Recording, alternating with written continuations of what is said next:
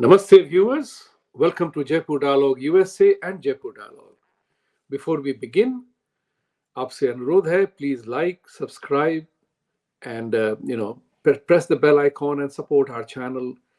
We bank upon your feedback and your support to bring to you the conversations that are very relevant for all of us. Today, we are going to talk about a very significant subject matter that we are very familiar with. We know about it, but we do not know what's happening, how it happens, who does it. And the subject is about how the terror funding happens in India, particularly. To talk about this subject matter, I have the greatest of pleasure in welcoming Chartered Accountant Mr. Sumit Mehta ji, who has been on our show before with Sanjay Dikshit ji, but today we are the one talking today. So, Sumit ji, thank you for joining today. And as a former banker, and you are a chartered accountant, we know how the money flows. And as they say that if you want to catch somebody, follow the money. So let's talk about it. It's a very serious subject matter because India is affected by terrorism. It has been going on for many, many years. So I will leave it to your convenience, Hindi, English, or both, as per your convenience. Go ahead, Sumitji, your thoughts on the subject. Thank you, Vibhuti Ji, and good evening to all the viewers of Decoded sir ji Dialogue. जरा volume up कर लीजिए अपना थोड़ा. Okay. So thank you very much, Vibhuti Ji, and very good evening to all the viewers of Jaipur Dialogue. Uh, Terror funding has really been a problem for nearly all the countries in some way or the other. I don't look at terror funding only when there is a bomb blast, when there are serial bomb blast, or when there is a terror attack. I look at terror from three perspectives, from three dimensions. The first dimension is the social and the political terror. The second is the economic terror. And the third is, of course, the way we have seen terror, which either is the left-wing extremist terror or the Islamic extremist terror, which is in form of actual violence. But beyond that, where there is no violence which is perceived in the general parlance, there's a lot of terrorism happening. Let me give you a background. Let us start with economic terror because that is my favorite topic. Being a chartered accountant, being an investment banker, look at the whole campaign around closure of Sterlite's copper smelter in Tuticorin. What happened? It was an economic warfare, an economic terror attack against a company that was generating foreign exchange revenues by exporting copper. And it was systematically brought down. There were people who were mobilized. They were used to ensure that the copper smelter is closed down so that China, who had built up copper inventories and wanted to liquidate the copper inventories in the international market, gets a market without resulting in any drop in copper prices on London Metal Exchange. What did they do? They created an NGO in London called as Foil Vedanta. Through Foil Vedanta, the money came to various people in India. And this is not the first time it has happened. A similar economic terror attack was done on India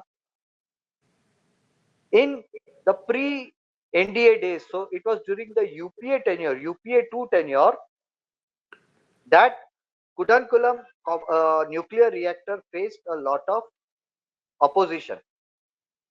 And the money came to the church. There was a decoys, there were three trusts in total who got money from foreign sources. And then it was found, and I am not saying anything. If you Google about this, you will get the names of all the three trusts, all three NGOs, and all the three NGOs were banned. Their FCRA license was, withdrawn, cancelled. not by Modi government, by Sonia Gandhi led government. So it cannot be even called communal, especially because it is Sonia Gandhi who cancelled the licenses. So money is coming from foreign sources, and here I would like to draw your attention to a law called as FCRA, Foreign Contribution Regulation Act. Now, Foreign Contribution Regulation Act is a kind of uh, derived from FERA, Foreign Exchange Regulation Act, which was legislated during Indira tenure. Sonia Gandhi created or legislated FCRA in 2010. And the wordings are very clear. Foreign source, foreign money cannot be used for first, political activism. Number two, for proselytism. Number three, for advocacy. For these three things, foreign money cannot come. In other words, whatever was happening in Kudankulam, whatever was happening in Tuticorin, whatever was happening in Sevare in Mumbai, where Mumbai Metro faced a lot of agitation, that was political activism. That cannot be done taking foreign money. So in case of Sevare, as of now, we don't have any documentary evidence that foreign money has come. So I cannot make any allegations on them. But in case of these two cases in Tamil Nadu, foreign money has come. In one case, it has come to the church. In other case, it was the Chinese money coming into India via London, and which is very well in document. So this is the first way that they use loopholes in FCRA. Now there is a one very good loophole in FCRA. That loophole is in section 21H. Section 2 is the definition section. In that there is a foreign contribution, and in that there are various definitions. And in that it is said that if I'll explain it for the layman, I don't want to get technical. If I am a trustee of a NGO and a foreign fund, say like Soros has to give money to me to do some activism in India. He knows if he directly pays money to me, it will come to my NGO, it will directly come within the radar of FCRA. So what he will do is he will tell me, Sumit, you make a market research report on the state of minorities in India, or the state of women, or the state of LGBT, or the state of freedom of expression, state of democracy, or whatever nonsense that is. And he will tell me that, Sumit, do that as a research project for, say, Open Society Foundation or some other related organization, or maybe some other NGO in US or UK, and charge a consultancy fee. So I don't have to do anything. I will just raise the invoice with GST and everything and the VAT over there. I'll get the money. Money has come into my account. I will pay tax on that, and thereafter balance money I will donate to my own NGO. So what happens is, my NGO, when it gets money, it will show that this money came from Sumit Mehta. It did not come from foreign sources. This is a loophole to use to create, to violate the restrictions of FCRA. They have learnt it after whatever happened in Kudankulam agitation and the cancellation of licenses. And if I have to give you a case study of this, in other case of this is PFI. When PFI was raided and banned, the official press release of MHA said that they were getting pocket funding. And how did they get pocket funding? There are two means. First thing is, some members, office bearers of PFI and SDPI, that is the political wing of PFI, they entered into transactions, business transactions, exports and service transactions, export of service transactions with Chinese firms, and they got some 6.5 crore rupees from that source. And then they in turn donated it to PFI. That was first way. And then that money was used for Shaheen Bagh blockade. That money was used to fund the communal violence in aftermath of Hathras. That money was also used, or even prior to that, for funding the lawyers who fought the case of Akhila Ashokan's love jihad case in Supreme Court. And they are big names. If you Google, you will get the name. And there is one very senior lawyer who went to the extent of saying that if you name me, I will file cases against you. Okay. So this is how the money. And here again, I will come back that Akhila Ashokan case, Hadia love jihad case, was a case where PFI funded the topmost lawyers. to justify her conversion, which is indirectly funding proselytism. So this is the white money. This is see, there is a lot of slush money which also we'll discuss. But right now I am discussing something which is relating to me and you, something the money coming through the official banking channels, in which bankers are, bankers are also not aware about it, but bankers are instrumental in facilitating the transaction. So this is how the money is moving. Violation of FCRA. Second area is commercial transactions. I'll give you an example. I don't want to name a very big reputed corporation. They exported a particular material to China, and surprisingly, China is the world's largest producer of that particular commodity in the world. Okay. And the money that was received from that, they made a CSR donation to a university to fund the Confucius Institute. This is another case of pocket funding. You either they would have, I'm sure in 90s and 80s, when we had section 80 HHC for exports, exemption for exports, deduction rather, people, diamond merchants used to export glass, and invoice used to be generated in name at the pricing of diamonds, and that was used to launder and convert politicians money into white. Similar thing happened here. Whatever, probably empty containers would have gone, or probably over invoicing would have happened, we don't know.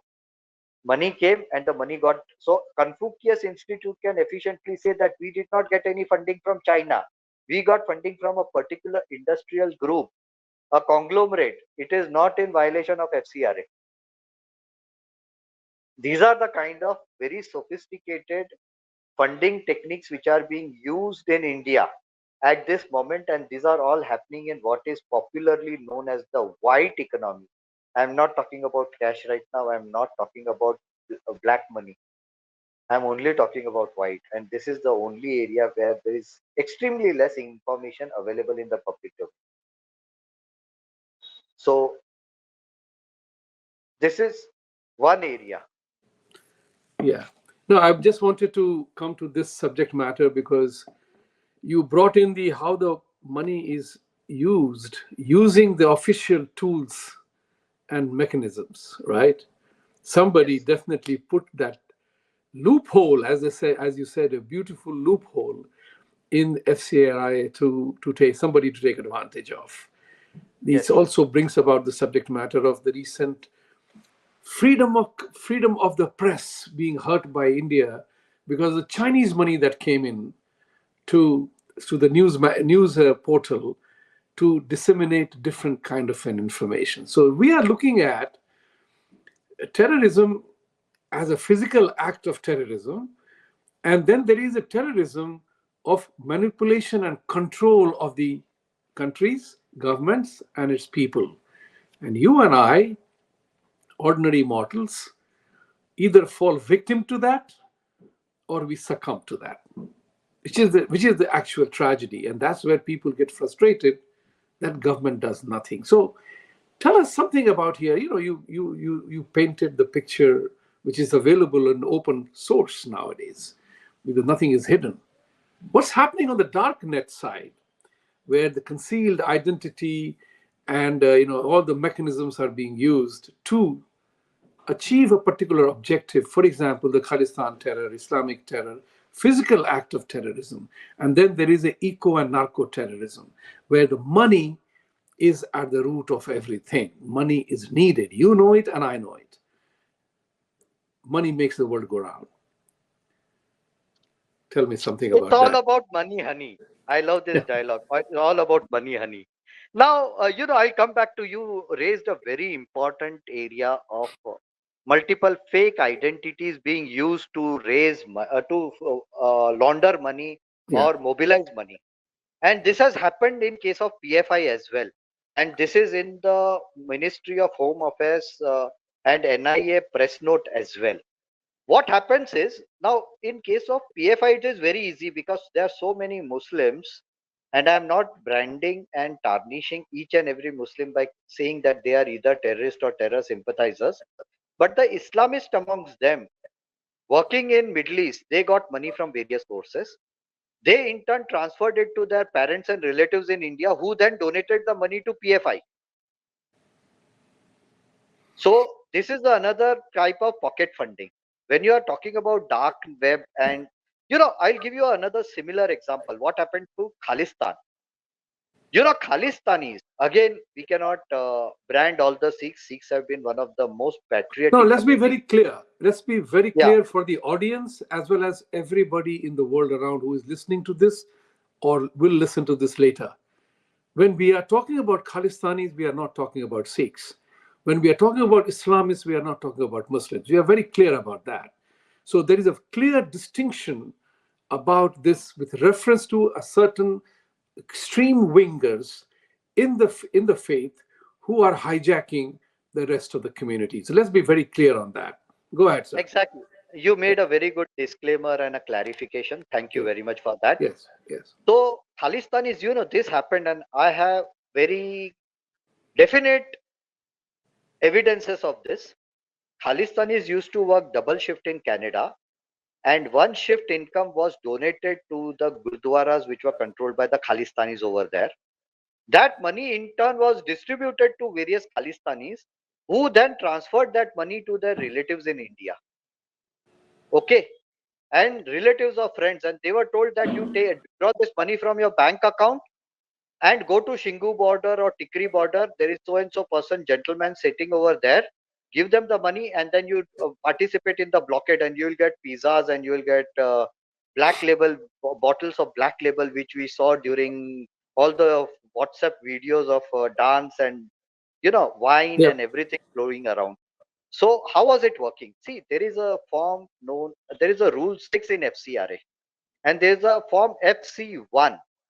When anyone say, Vibhuti ji, if you transfer more than 1 lakh rupees into my account, it can be for any reason, that out of your natural love or affection, or maybe you want to do some social work in India, or probably you want to say that, Sumit, donate this money to Khalistanis or jihadis or whatever. If I get more than 1 lakh rupees, I am required to file a declaration in form FC1 to MHA FCRA division that I have received so and so money from Mr. Vibhuti Jha. Okay, this never happened. And that money kept on coming. And Khalistanis were also very smart. They did not transfer more than 1 lakh rupees. They transferred 50,000, 75,000, 99,000 rupees, so that the law is not violated. And this was then used to fund the blockade at Tikri, Shingu, and other places. So this is how multiple fake identities or genuine identities are also used.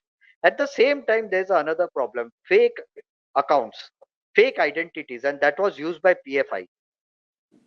They can create, probably with the connects with the bankers and everyone, a Vibhuti Mehta and a Sumit Jha, and probably a Sumit Modi and a Vibhuti Shah. Mhm. Multiple accounts would be created, and the money would be rotated. Fake identities which will take time to get identified. By then the account would also be closed. So these are the perils we live in, the challenges we live in a liberal democracy like India, where money can easily come into India, slush money, fictitious names, and enemy funds coming into India through these routes. And if we have to talk about narco terror, I think that has been the old playbook. It is an old playbook. Drugs coming into India, getting sold, and that money being used for terror purposes, funding purchase of arms. More importantly, along with that, there is another terror aspect, funding aspect, which is now coming, and that is happening in Kerala on a daily basis. That is smuggling of gold. Hmm. Gold is brought into India by inserting it in very specific places which cannot be named on a respectable family channel like uh, Jaipur Dialogues, but we can imagine a particular place in the posterior of the human body where it is inserted and brought into India. Gold is removed and gold gets easily sold And that is how they generate money to fund terror activities, especially PFI is getting money in this manner. So this is one area. Narco terror is something which we all know. Afghanistan has been one of the epicenters, but now slowly the epicenter is moving to Manipur as well. 12,000 acres of poppy plantation has been destroyed. And if you have to look at numbers, you need 7 tons of poppy to manufacture 1 ton of heroin. And in the international market, it is sold for 10 crore rupees, 100 million rupees a kg. That is the kind of value. And where is that money then going into? How are how is the Manipur violence funded? Very clear. It is very clear. We know it. Poppy plantation is the way funding of terrorism is happening in Manipur. It has come out in public domain.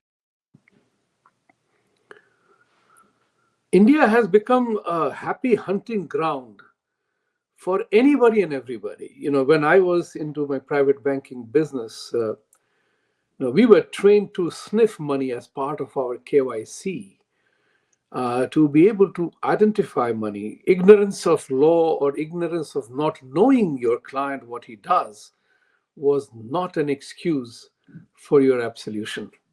I remember a colleague of ours spent 13 years in behind bars because he was in cahoots with a drug dealer. And that story is something which I know personally very well because he was a friend and he spent 13 years. You will hear when we came to know about the story, you read about it in Robert Ludlum books. The point which I'm trying to make here is we were talking about drugs. US has lost the war on drugs, the famous war on drugs. And the demand side, US is one of the largest consumers, so much so that Chinese are sending laced fentanyl that is killing people, and nobody's doing anything. I mean, just a mighty country like America is not able to do something. India is being impacted with drugs, all kinds of money. Khalistan money, you have Islamist money, PFI, we talked about it all. Is there a solution to that? Because the famous phrase is if you have the political will, you can do whatever you want. But money is such a big motivator for things that everybody wants to become rich and retire tomorrow. Is that what motivates the people to do that? Continue to do the wrong thing? Because it's a psychological issue. It's not anything else. Because three kinds of monies that we were supposed to track was illegal arms, prostitution and child sex racket, and drug. None of them have stopped.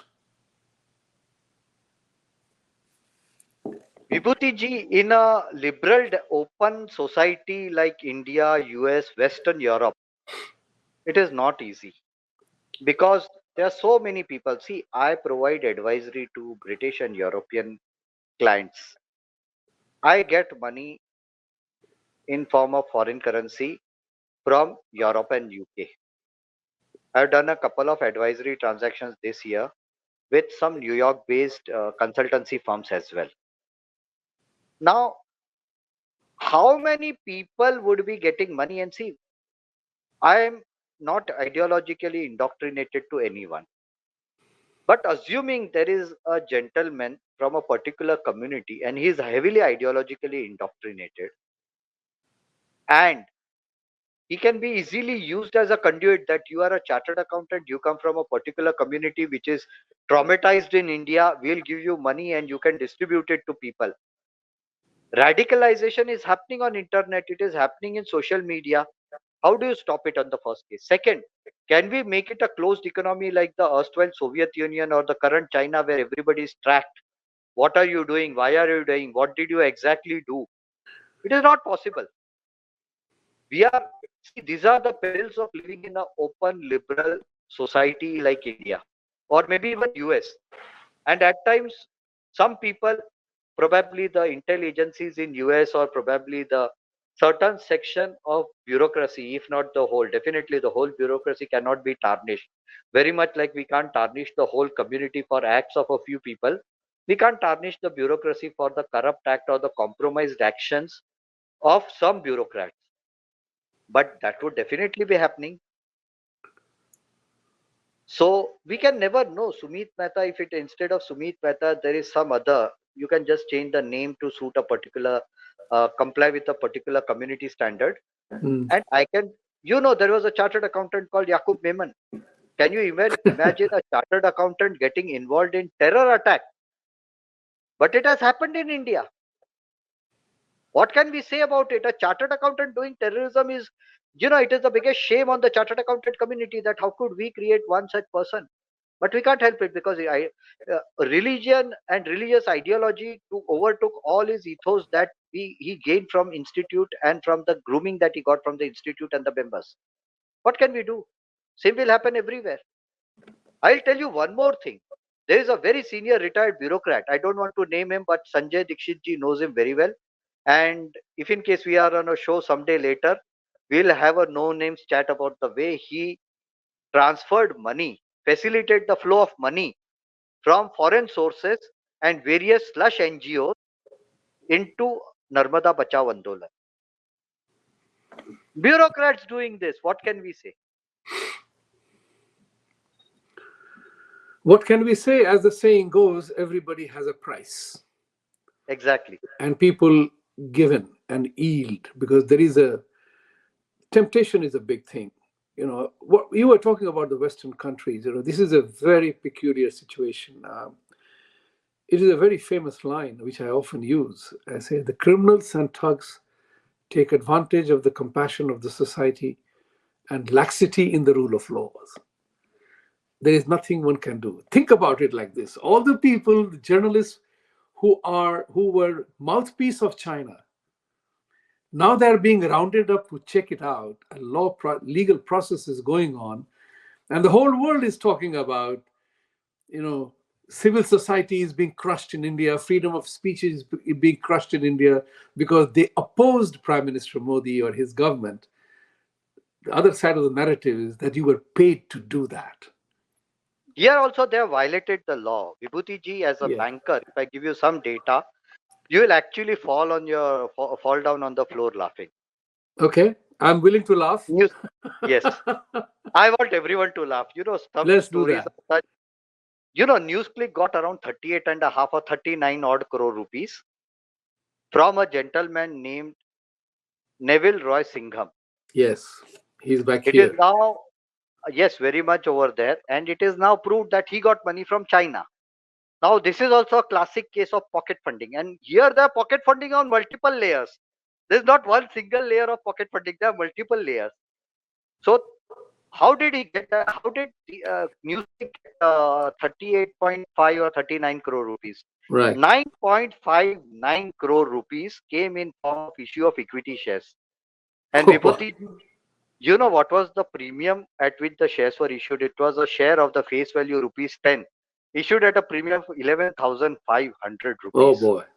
For a company which is not even a year old, a Mm. startup, Mm. loss making Mm. startup getting a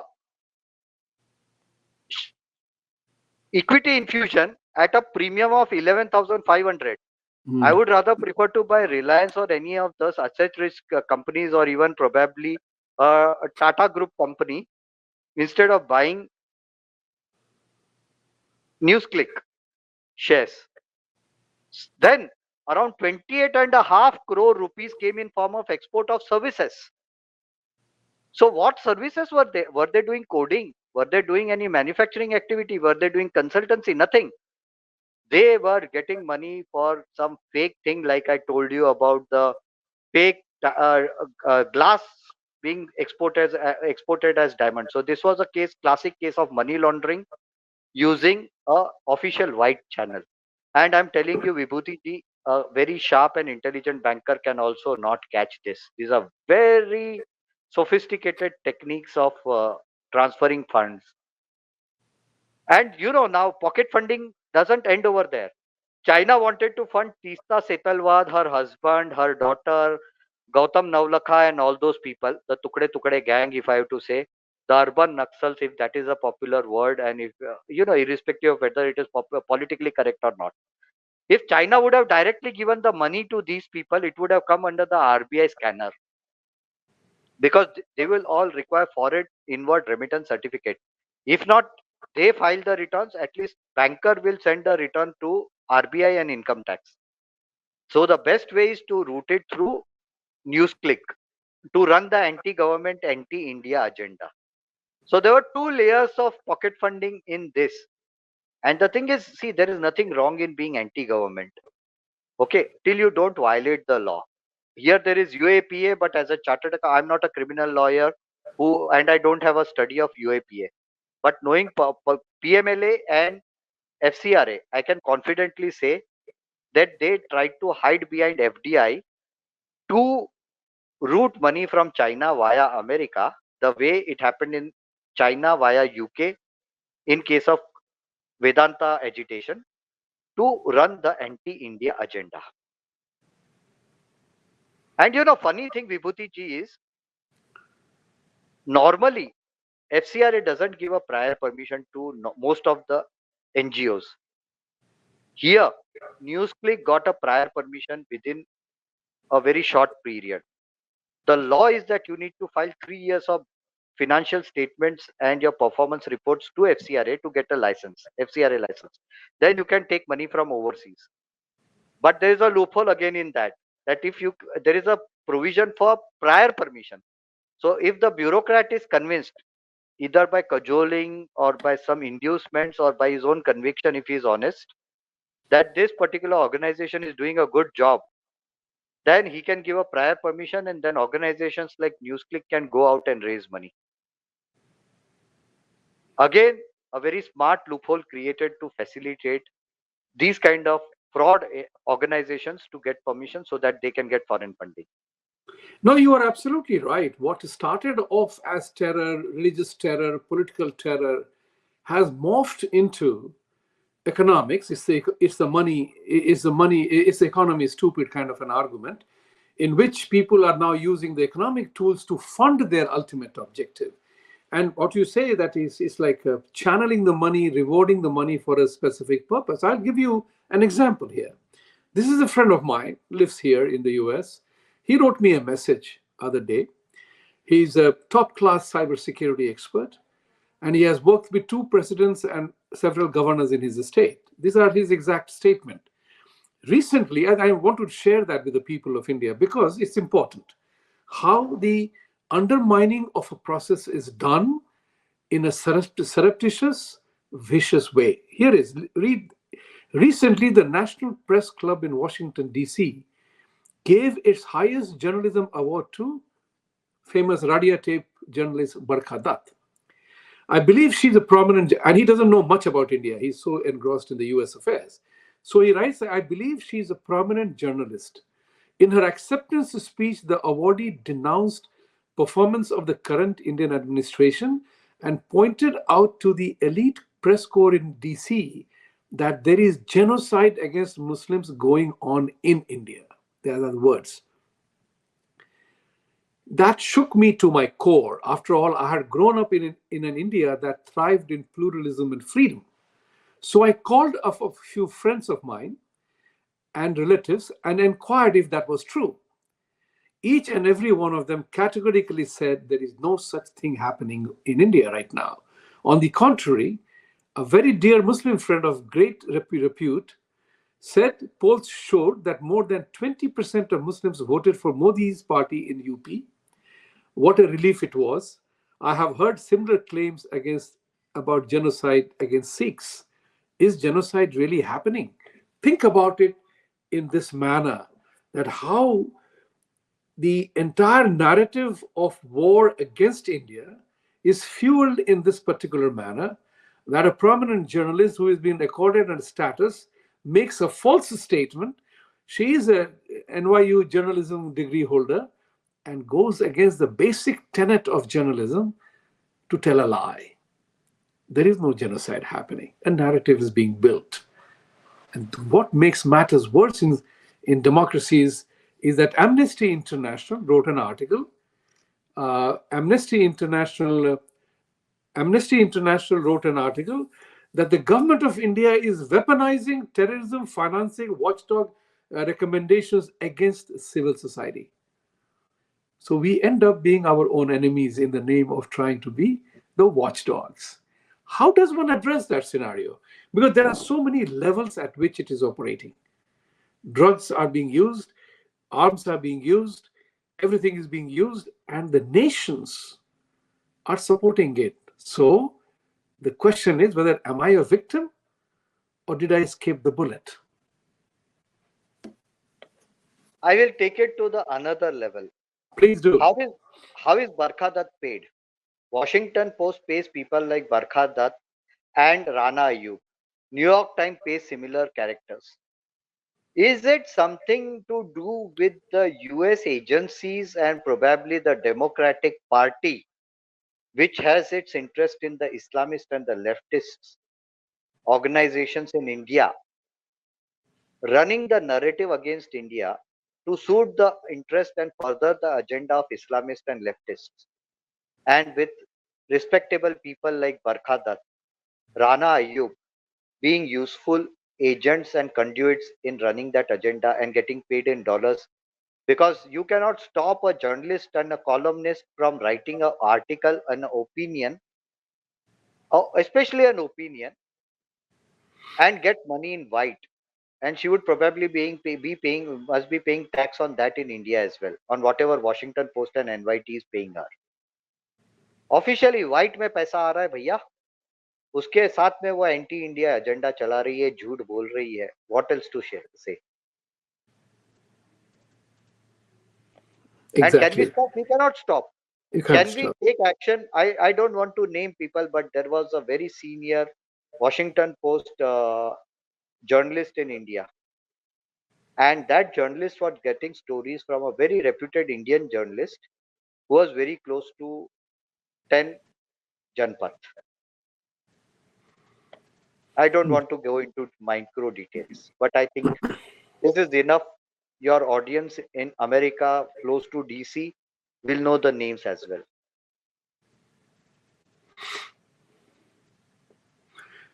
Exactly. The question then arises, is India ever going to escape, or India will continue to receive the attention of the world, and people will try to undo you and I with one or the other ways to do that?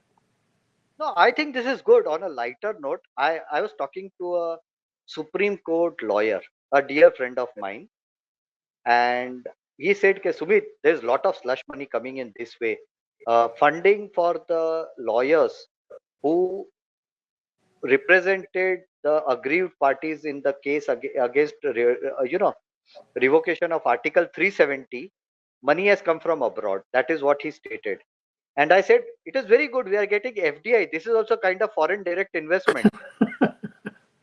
That money will be used in India. If Tista and her family are getting a 50 lakh rupees or a crore rupees from various sources from outside, they are going to spend money in India. They are going to buy a car. They are going to pay their driver.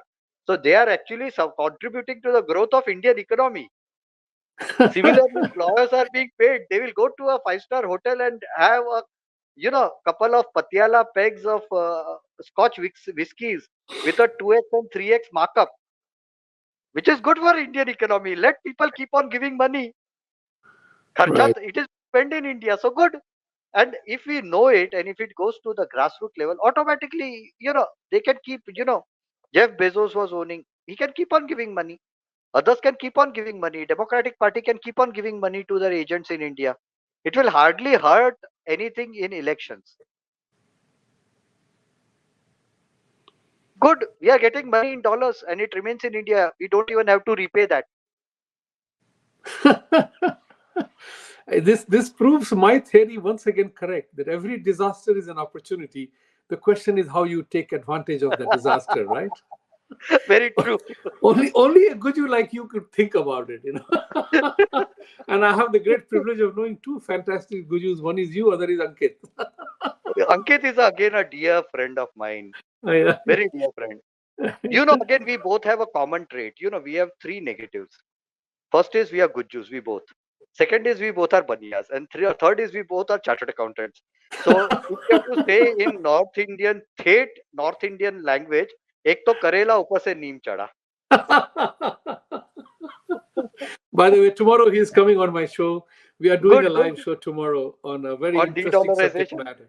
Yeah, we are doing a very interesting conversation on that. Here, there is another He's part which amazing. I wanted to say. Let's take this the serious element of that. Here, you said something very powerful, which is I totally agree. When the money is coming in for something, somebody is getting paid for their services, so to say, and people are consuming. It is creating a demand and supply situation. It's all good, so that so long as we know about it. But there are things that are happening we don't know anything about. It's like the PFI. It's like something like we learned today. Sanjay Dikshit ji did a show on it actually, saying that several people were caught.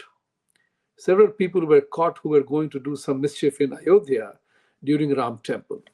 Look back, there was Prasant Bhushan and a couple of others, Kejriwal and others had said, and I think even a congressperson had said that come Ayodhya Mandir opening ceremony, and Modi will deliberately do and some mischief to attack Muslims. And these were Pakistanis who had come in. This is a matter of concern. This passes the litmus, the stage in which it's no longer a joke.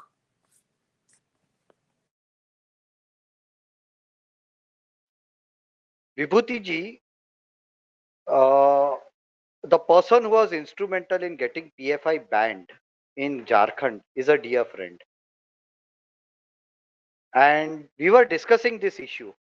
Banning PFI is not going to end anything. There will be a AFI, BFI, CFI, Yeah. DFI up to ZFI Mm. who will get money, because what is more important is the ideology that drives the book, that is instrumental and motivator of all these things. It will not stop and money will keep on coming. Mm. Money is fungible. There is a two-way fungibility of money.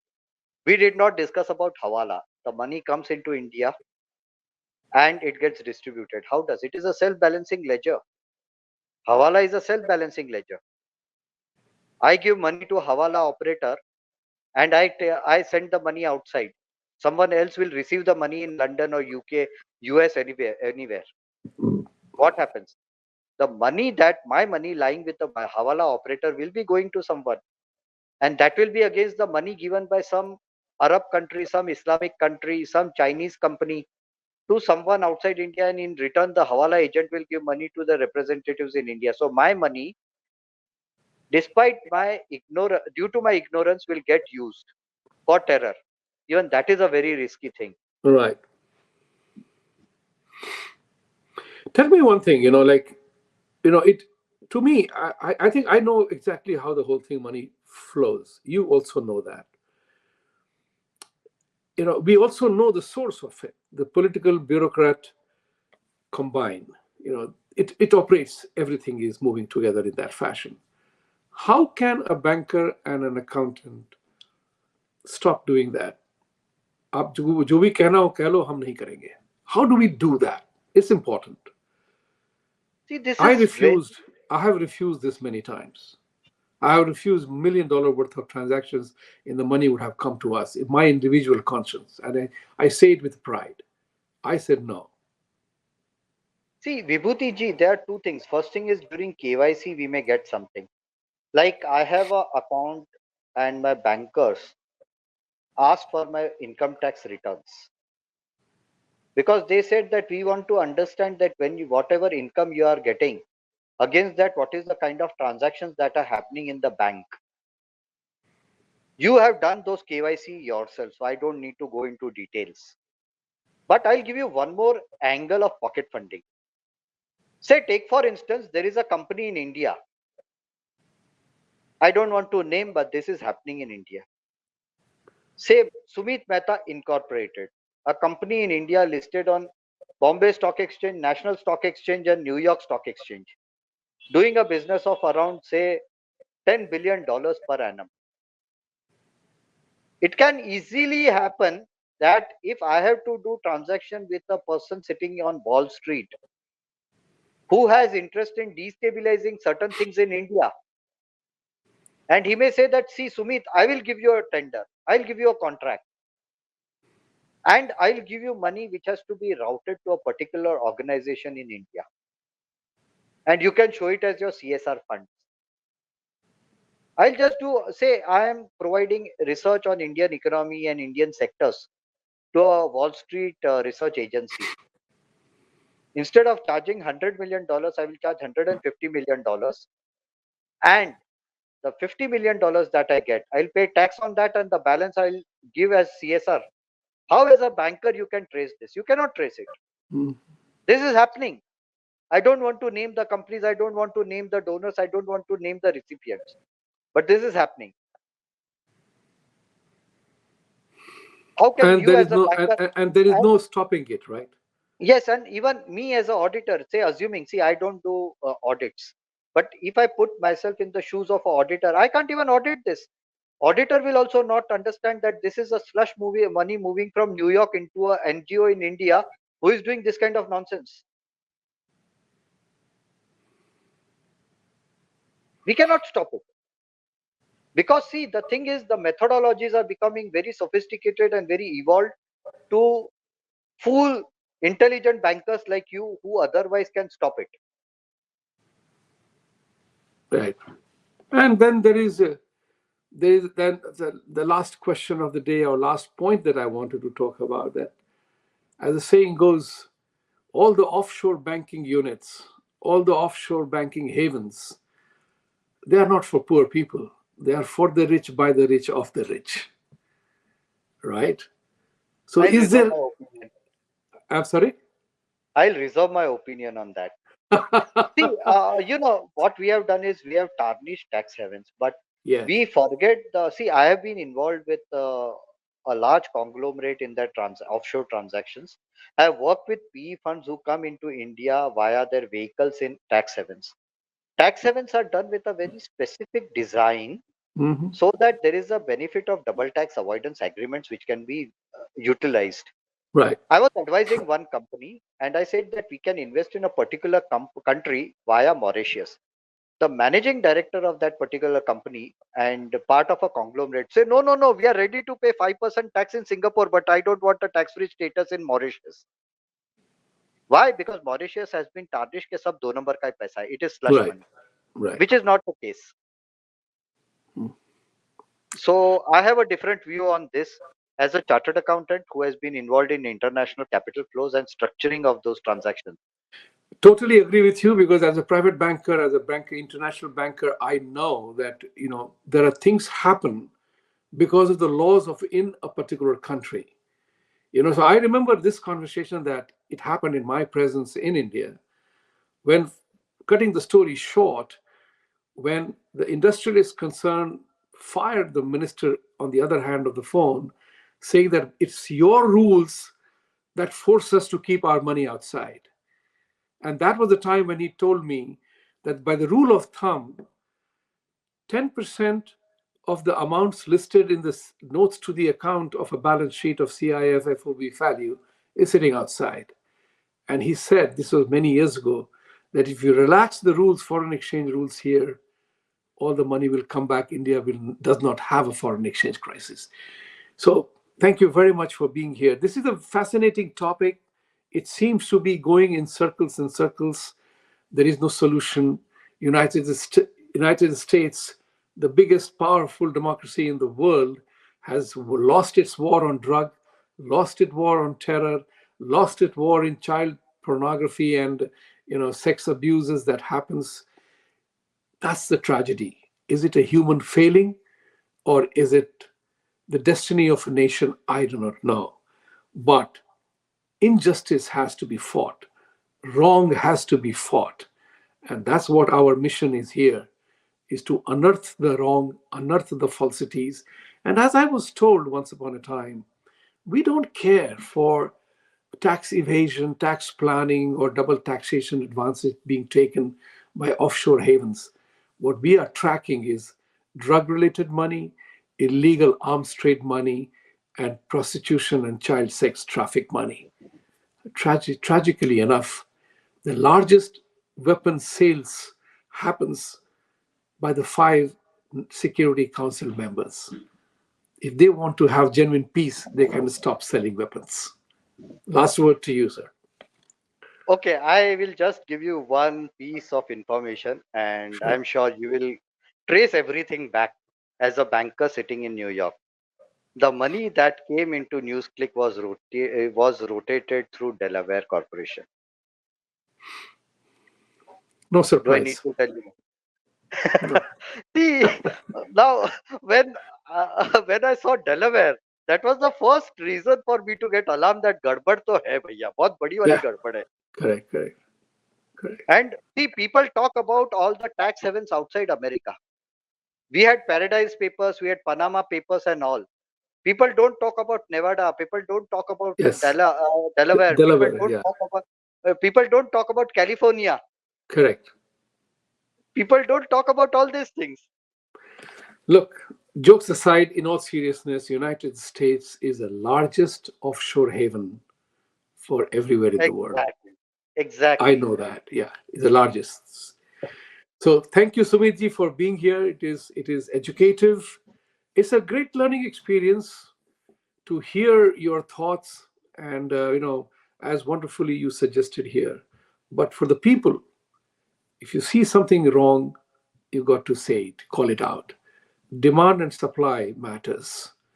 And I can say with pride, till date, since 1991, that I have been doing business in India, I haven't paid a single penny in bribe to get my job done. And I have got some significant jobs done. Having said that, Sumitji, great pleasure having you today.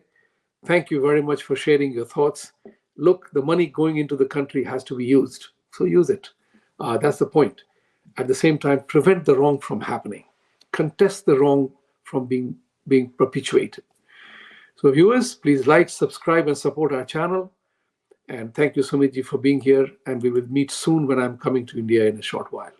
Looking forward to. Thank you, Thank you. Vibhuti. And a very Satyameva good night. Jayate. And if truth Satyam has to Jayate. triumph, you have to fight for the truth. Thank you. Indeed. Thank you very much. Thank you.